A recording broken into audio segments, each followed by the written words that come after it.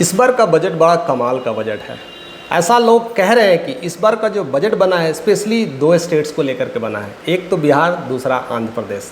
अब ऐसा किस लिए कहा जा रहा है आप तो समझ ही गए होंगे कि सरकार बजट इसीलिए बना पाती है क्योंकि सरकार को रहना पड़ता है। और सरकार इस बार का 3-0 की सरकार जो है केवल दो स्टेट पे टिकी हुई है, एक तो बिहार, दूसरा आंध्र प्रदेश। दोनों में से अगर कोई ने अपनी पार्टी को खींच लिया तो सरकार 3.0 जो है वो टूट जाएगी, अब वो नहीं रह जाएगी, वो कट करके कुछ और बन जाएगी। तो इसलिए सरकार ध्यान देती है इन सारे लोगों को स्पेशल पैकेज देने की, और की भी गई है। लेकिन इसमें सबसे बड़ी मज़ेदार बात है जो बिहार के लिए की गई है स्पेशल पैकेज के तौर पे।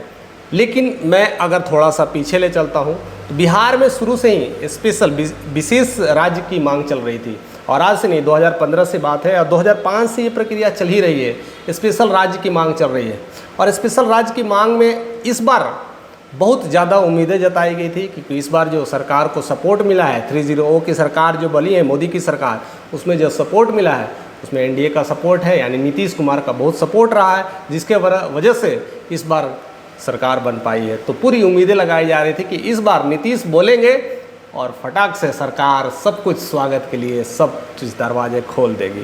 बट फिलहाल ऐसा कुछ नहीं हुआ। अभी विशेष राज्य का तो अधिकार नहीं मिला, लेकिन उसमें एक और कड़ी जुटती है। उसके बाद चिराग पासवान आते हैं। चिराग पासवान ने भी अपने जितने भी लोगों को, खास करके नीचे कास्ट के लोग हैं, उनको काफ़ी सराहना दी है कि इस बार हम भी सपोर्ट करते हैं कि इस बार बिहार को विशेष राज्य का दर्जा मिलेगा। अब सरकार में दो सरकार आ गई, इधर नीतीश भी सपोर्ट कर रहे हैं, इधर चिराग पासवान, तो लोगों की उम्मीद और ताज़ा होगी। अब तो लग रहा है कि एक तो नीतीश तो करेंगे ही करेंगे, तो वो तो हो ही रहा, चल ही रहा था और पिछले कई सालों से। और चिराग पासवान अगर कर दे रहे थे यानी मोदी भक्त हैं, हनुमान जी हैं, हनुमान जी बोल दिए तो राम जी को मानना पड़ेगा। तो हमें लग रहा था कि अब पूरी तरह से बजट तो बनेगा, उसमें बजट में विशेष राज्य का अधिकार बिहार को पक्का मिलने वाला है। लेकिन ऐसा कुछ नहीं हुआ। अब इसके पीछे बहुत सारी कहानी है, अगर मैं कहानी पे डिटेल में जाऊंगा तो वीडियोस बहुत लंबी हो जाएगी, लेकिन थोड़ी इत्मीनान से सुनिएगा तो समझ पाइएगा कि क्यों नहीं मिला और किस वजह से नहीं मिला। बट जिस तरह से पैकेज आया है तो देखा गया है कि खास करके यह केवल पैकेज बिहार के लिए आया है और आंध्र प्रदेश के लिए ही आया है। इसलिए बाकी स्टेट के लोग भी थोड़ी बहुत नाराज़गी है, थोड़ी बहुत उथल पुथल है। लेकिन बिहार में देखिए अब क्यों प्रॉब्लम्स हो रहा है। बिहार में यही दोनों सरकार बनाने जा रही है, या तो जेडीयू की सरकार बनने वाली है या तो फिर चिराग पासवान की बनने वाली है। चिराग पासवान जिस तरह से आगे बढ़ रहे हैं तो पूरी तरह से लोग के बीच उम्मीद लग रहे हैं। अब यहाँ पर बजट नहीं आया तो विपक्ष की सरकार है, पूरी तरह से इन दो सरकार के पीछे पड़ गई है। तुम्हारा कुछ नहीं होने वाला है, कितनों भी बीजेपी में मिल जाओ, बीजेपी तुम्हारा कुछ नहीं कर पाएंगे, यानी विशेष राज्य तो दिया नहीं, अब क्या देने वाले हैं। तो इस तरह से लेके कटाच भी चल रही है और कई लोग वेलकम्स भी कर रहे हैं। फिलहाल मामला आता है कि पैकेज तो नहीं दिया, लेकिन जो बजट में दिया गया है वो बहुत बड़ा एक स्पेशल पैकेज दिया गया है, स्पेशल स्वागत के रूप में बोनस दिया गया है। कई लोग कह रहे हैं कि बिहार में बारिश नहीं हो रही थी, इसलिए मानसून को ध्यान में रखते हुए केंद्र सरकार ने इस बार बारिश करा दी है, यानी पैसों की बारिश हुई है, यानी 26,000 करोड़ का पैकेज मिला है बिहार को। बहुत बड़ी सफलता है, बहुत बड़ी जीत है। और इस सफलता का वजह है कि कैसे कैसे है। अब इसके पीछे भी कई सारी चीज़ें बताया गया है। पहली बात तो बताई गई है कि जो पहले जो पैकेज मिलता था, पहले जो विकास की बातें होती थी तो खासकर पटना के आसपास इर्द गिर्द विकास होता था, यानी पटना के आसपास वाला एरिया ही विकास होता था। बाकी के कई सारे 38 ज़िले हैं, 38 ज़िले ऐसे ही पता नहीं चलता था कि उधर अरवल ज़िले का क्या होगा, जहानाबाद का क्या होगा, उधर रक्सौल का क्या होगा। ऐसे ऐसे बहुत सारे जो मेन ज़िले थे उनका तो विकास हो जाता था, और बाकी ऐसे जो ज़िले हैं जिनका कोई अता पता नहीं था। लेकिन इस बार उस सारे चीज़ों को ध्यान में रखा गया है। दूसरी बात स्पेशल आया है, जब ये बजट बन रहा था तो बजट से पहले आया था एक मैसेज आया था कि बिहार को स्पेशल राज्य की दर्जा नहीं दी जा रही थी। अब इसमें कंडीशंस है स्पेशल राज्य की दर्जा क्यों नहीं दी जाती है। उसमें देखा जाता है कि स्टेट वैसी तमाम परिस्थितियों से गुजर रही है कि नहीं। अगर अभी तक जिन राज्यों को स्पेशल राज्य का दर्जा मिला है उनमें सब जो राज्य है अभी तक टोटल 11 राज्यों को मिल चुका है जो स्पेशल राज्य की दर्जा है, जिसमें से 7 से 8 जो स्टेट है खास करके नॉर्थ ईस्ट में आते हैं। नॉर्थ ईस्ट में तो पता है कितना प्रॉब्लम चलता है, वहाँ तो पहाड़ है नहीं तो सुखाड़ है, कुछ तो मिलता नहीं है, कुछ खेती नहीं होती है और ना कुछ ऐसे मिलता है, तो स्पेशल उन्हें मिलता है। दूसरा देख लीजिए ऊपर में चले जाइए तो लद्दाख और जम्मू कश्मीर की बात है, उन लोगों को भी वो सारी प्रॉब्लम्स आती है, ज़्यादा कुछ कर नहीं पाते हैं और पूरी तरह से फल पे ही सेब पे डिपेंड रहते हैं, कुछ सारे फल है और ज़्यादा कुछ होता नहीं है, तो वहाँ पर देने का कारण बनता है। लेकिन बिहार में ऐसा कोई कारण नहीं है कि यहाँ के ऐसे लोग सक्षम नहीं है कि या तो आने नहीं उपजा पाएँ या ऐसे काबिल नहीं है। यहाँ पर हर तरह के लोग हैं जो डेवलपमेंट की कोशिश से चीज़ों को सुधारा जा सकता है, इसी वजह से शायद सरकार ने अभी रोक लगा दिया है। तो ये कारण बनता है, जानना भी चाहिए। लेकिन वो हमें स्पेशल पैकेज के रूप में क्या दिया है, तो 26,000 करोड़ तो दिया नहीं, बोला लिखित है, अभी हमें बार मिला नहीं है। और क्या इस 26,000 करोड़ में क्या क्या चीज़ें हैं, तो सबसे ज़्यादा रोडवेज को देखा गया। अब रोडवेज जो लिया गया था, तो पहले मैं हमेशा बोलता हूँ कि इर्द गिर्द लिया करते थे, डेवलपमेंट होती थी। इस बार का जो डेवलपमेंट है वो 4 sided lateral point of view से हुआ, बायलेटरल्स पूरी तरह को बिहार को नक्शे कदम पे ले गया है। इसमें से भागलपुर, पटना को जोड़ा गया है, फिर पूर्णिया को जोड़ा है, पूर्णिया से पटना को जोड़ा गया है, फिर यहाँ अगर राजगीर ले लीजिए, राजगीर, बोध गया, ये सब को जोड़ा गया, रक्सौल तक उधर जोड़ा गया है। ऐसे कर कर के पूरी तरह से इतने सारे डिस्ट्रिक्ट को कवर करने की कोशिश की इस रोडवेज से, जिसमें ज़्यादा से ज़्यादा डिस्ट्रिक्ट तक हो सके। और इसमें north Bihar, south Bihar, east Bihar, west Bihar पूरी तरह से इसको लिया गया, यानी पूरी तरह से देखा गया है।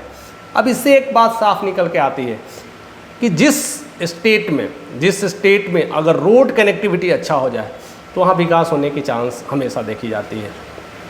अक्सर मैं एक गांव के नाम बताता हूँ, आप बहुत ज़्यादा सर्च करिएगा कभी भी। अरवल में एक आता है, वो अरवल ज़िला में पड़ता है, उसरी और मेहंदिया वाला रूट है। तो यहाँ पर स्पेशली रोड नहीं हुआ करता था 15-20 साल पहले, लोग ऐसी कच्ची रोड से ही आना जाना करते थे, कोई डेवलपमेंट के नाम पे जीरो थी। लेकिन जैसे ही रोड कनेक्टिविटीज़ हुआ तो लोग की दूरी यहाँ से पटना जाने मात्र 1 से 1.5 घंटे में पहुँच जाते हैं, इलाज करा पाते हैं, अच्छे से सुविधा मिल गई है केवल रोड की वजह से।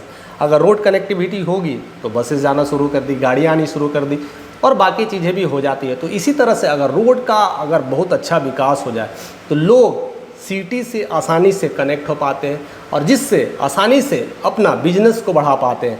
पहले जो माल लाने के लिए लोग पटना से अगर आएंगे तो बड़ी सारी मुसीबतें आएंगी, बहुत सारे टाइमिंग जाएगा, अब मात्र 2 घंटे में काम हो जा रही है केवल रोड कनेक्टिविटी से। और नितिन गडकरी साहब जो हमारे रोडवे मिनिस्टर है वो इस सारी चीज़ों को ध्यान में रखते हैं और उनका मानना भी है कि अगर रोड का सही तरह से विकास हो जाए तो उस स्टेट का, उस ज़िले का विकास संभव है। तो वो कहते हैं कि मैं पूरी रोड है जो भारत का रोड है पूरी तरह से मैं अमेरिका का रोड बनाना चाहता हूँ, उस तरह से रोड हाईवे बनाना चाहता हूँ कि एकदम वैसा स्मूथ, क्लीन और चौड़ी रोड सड़क हो जिसमें आने जाने की सारी सुविधाएं हों। तो ये सब सारी चीज़ों को ध्यान में रखा गया। तो स्पेशली ये गुड न्यूज़ है और इसका स्वागत अभी जेडीयू कर रहे हैं। यानी नीतीश से पूछा गया कि अब आप तो खुश नहीं होंगे क्योंकि अब सरकार तो आपकी बात मानी नहीं, बट फिलहाल जो न्यूज़ आ रहा है आप देखिएगा, न्यूज़ में नीतीश जी बहुत खुश दिख रहे हैं और कह रहे हैं कि ये तो हम प्रक्रिया बहुत पहले से करते आ रहे हैं, 2005 से ही चल पा रहा है, हमने तो कोशिश किया, लेकिन उस कोशिश में हमारी क्या कोशिश रहती है, बिहार का विकास। देखिए बिहार का विकास के लिए इतने सारे पैकेज आए हैं, अब तो बिहार का विकास होगा, तो खुश नज़र आ रहे हैं। अब रही बात दूसरे चिराग पासवान की, जिनको मोदी भक्त या हनुमान कहा जाता है, वो भी बहुत खुश मिजाज नज़र आ रहे हैं। कह रहे हैं कि स्पेशली बिहार को स्पेशल राज्य का दर्जा नहीं मिला है, लेकिन स्पेशल पैकेज हमारे सरकार मोदी ने दिया है जिससे बिहार का चहुमुखी विकास हो पाएगा और हम उस पर बहुत खरे उतरेंगे और बहुत तेज़ी से विकास के काम चलेंगे।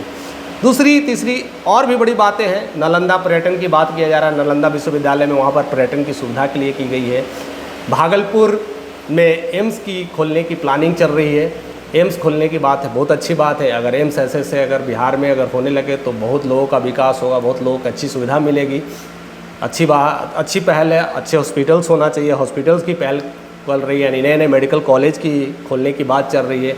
और एक और बड़ी न्यूज़ है कि करीब करीब ऐसा बताया जा रहा है, मैं नहीं मानता कि इतनी सही होगी कि नहीं होगी, बिहार के 13 जिलों में एयरपोर्ट की प्लानिंग चल रही है। तो एक बहुत बड़ा सौगात है कि अगर 13 जिलों में अगर एयरपोर्ट आ जाए तो बिहार की तो बल्ले बल्ले हो ही जाएगी। बट इसमें मुझे थोड़ा डाउट लगता है, क्योंकि इससे पहले भी 2000 में पूर्णिया को भी वो मिला था एयरपोर्ट की सुविधा, लेकिन वो आज तक एयरपोर्ट के नाम पर एक चबूतरा बना हुआ है और लिखा गया है पूर्णिया एयरपोर्ट। बट इस बार लगता है कि एयरपोर्ट बन ही जाएगी। और 2000 में जब अमित शाह ने स्पेशली स्पीच दिया था तो ऑलरेडी स्पीच में उन्होंने कह दिया था कि एयरपोर्ट बनके तैयार हो, पूर्णिया में हवाई अड्डा बन गया, लेकिन वो चबूतरा है, बना नहीं है। बट ऐसे सारी चीज़ें, बजट आती है 15 में भी जब बजट मिली थी तो स्पेशली मोदी जी का स्पीच आया था, और स्पीच में सुन करके मुझे तो लग रहा था कि जैसे बिहार को भीख दिया जा रहा है। ऐसे मोदी जी कहते हैं कि आप इस बार मैं आरा की धरती पे आया हूँ और मैं बहुत कुछ देने के लिए आया हूँ, मुझे यहाँ आने पर बड़ा फ़क्र हो रहा है और मुझे लगता है कि इस बार बिहार ने हमें बुलाया है, इस बार बिहार का विकास किए बिना मैं जा नहीं सकता हूँ। और इस तरह से बोलते हैं कि मैं सोच के आया था कि 50,000 दूंगा, लेकिन यहाँ आने के बाद मुझे खास जानकारी के बाद मुझे पता चला कि यहाँ बिहार के लोगों को 50,000 करोड़ को मदद देने से कुछ नहीं होने वाला है। तो क्या मैं इस मदद को बढ़ाऊँ, 60,000 करोड़ दूँ, 70,000 करोड़ दूँ, 75,000 करोड़ दूँ, 90,000 करोड़ दूँ, 100,000 करोड़ दूँ? और जनता से बोलते हैं और आगे कम, ऐसा जनता पूरी हुंकारी मारती है और कहते हैं और ज़्यादा और ज़्यादा।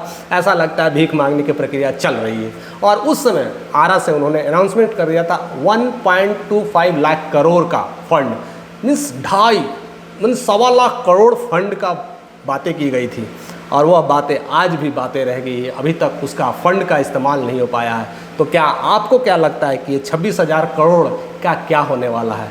और दूसरी सबसे बड़ी बात है कि स्पेशली जो लोग बिहार को जानते हैं, जो बिहार में रहते हैं, क्या लगता है कि बिहार में अगर 13 जिले में एयरपोर्ट अगर खुल जाए तो यहाँ के लोग एयरपोर्ट से दिल्ली और ढाका और पटना जाएंगे? क्या नहीं जाने वाले हैं एयरपोर्ट। यहाँ तो लोग बस का भाड़ा जल्दी दे नहीं पा रहे हैं, तो यहाँ एयरपोर्ट पे कैसे जाना, कैसे पॉसिबल है वो कर पाएंगे? हाँ, करना चाहिए, राजगीर है एयरपोर्ट बनाना चाहिए, गया एयरपोर्ट बनाना चाहिए, पटना में और हाई क्लास का एयरपोर्ट कर देना चाहिए, वहाँ पर नेशनल और इंटरनेशनल्स की सुविधा देनी चाहिए। राजगीर में यानी गया में नेशनल इंटरनेशनल की सुविधा देनी चाहिए। 3-4 जगहों पे एयरपोर्ट होना चलो अच्छी बात है, जिससे आसानी से पूरे लोग को कनेक्ट किया जा सके। लेकिन रोडवे एक अच्छी पहल है, क्योंकि लोग अफोर्ड कर पाएंगे, लेकिन बिहार के लोग तो अभी खुद अफोर्ड नहीं कर पा रहे हैं, तो प्लेन क्या अफोर्ड कर पाएंगे? यह सच्चाई है और सच्चाई को नकारा नहीं जा सकता। जिसे जो बोलना है बोल सकता है, जिसे जो बनाना है बना ले। अगर एक गांव में रहने वाले, अगर मैं गांव में अगर एक छोटे से गांव की बात करता हूं, वहां पर अगर मैं एक शू स्टोर खोला हूं जिसमें केवल रीबॉक का शूज़ है और वुडलैंड का शूज़ है, क्या वहां के लोग कभी खरीद पाएंगे?